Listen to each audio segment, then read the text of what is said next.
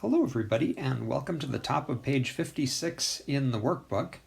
We are continuing our discussion of the properties of cosets lemma from the previous page, and in this video we are going to prove property number 5, which is going to lead us directly into Lagrange's theorem, the main result of this chapter.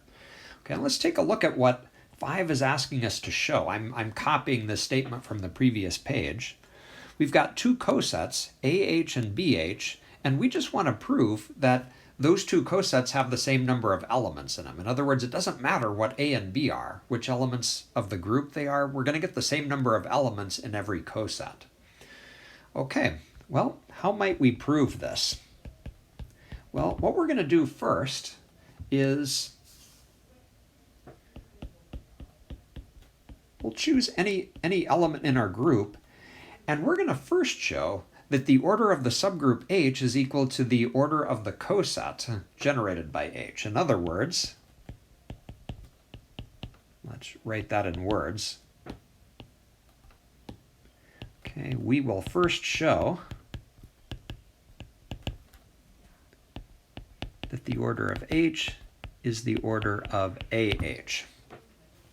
Okay, and we're going to do that in kind of an unusual way. Okay, so I'd like to draw a picture before we continue with the proof here. And we're trying to show that two sets have the same size. Okay, and so I'm going to kind of draw a picture of two finite sets that have the same size, just to kind of motivate our strategy a little bit here. Let's maybe take two sets that have 4 elements. And here's the thing. If two sets have the same size, then it's always got to be possible to find a function that goes from one set to the other that's both one-to-one and onto. Okay, for example, we could do something like this. There's a function between the two sets that's both one-to-one and onto, and this is an if and only if. It's possible to find a one-to-one and onto function like that if and only if the two sets have the same size. Okay, so we're going to show that these two sets have the same number of elements by trying to find a function that's one-to-one and onto between them. Okay, so to use that strategy, the first thing that we need is a function. And here's how we're going to define it. We'll define phi going from H to AH by phi of H equals A times H. So the function just takes an element from our subgroup H and left multiplies it by A. Okay, and now here comes a very dangerous statement. Clearly, phi is onto.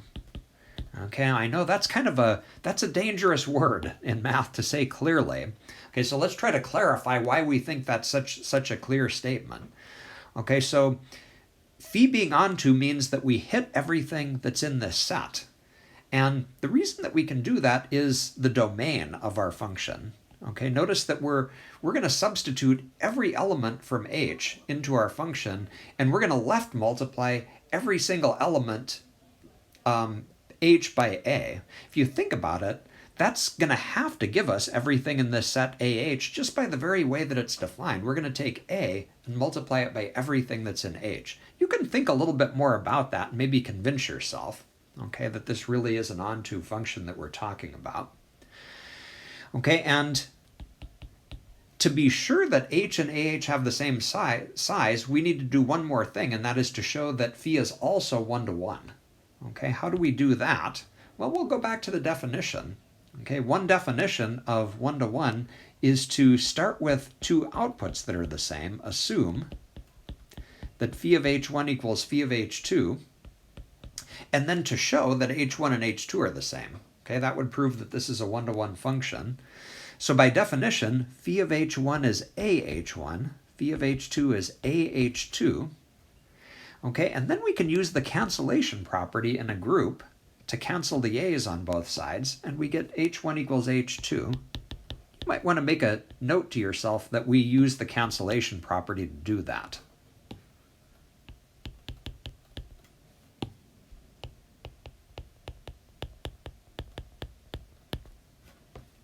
Okay. And so, phi is also one-to-one. All right, well, we have showed that phi is both 1 to 1 and onto, and that tells us that these two sets, H and AH, have to have the same number of elements. Okay, I'm going to abbreviate 1 to 1, 1-1, and onto.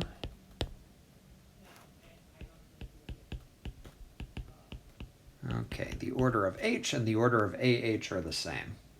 Okay, I'm going to call that equation double star. Okay, but let's take a look at what we've shown so far. Okay, we have shown that the subgroup H has the same number of elements of this coset, and that's true no matter what element we start with. Okay, any A and G. And so we could have made this argument for B just as well. We could have chosen B and G and come to the conclusion that the order of H is the order of B times H. And so what that means is that AH and BH have to have the same size. Okay, so let's say it this way. Since double star holds for any A and G,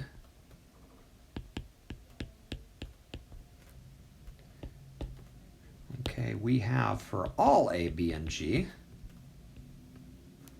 this statement. Okay, the order of AH is equal to the order of H, and that's also the order of B times H. Okay, and that is our proof. We have just demonstrated that any two cosets have to have the same size.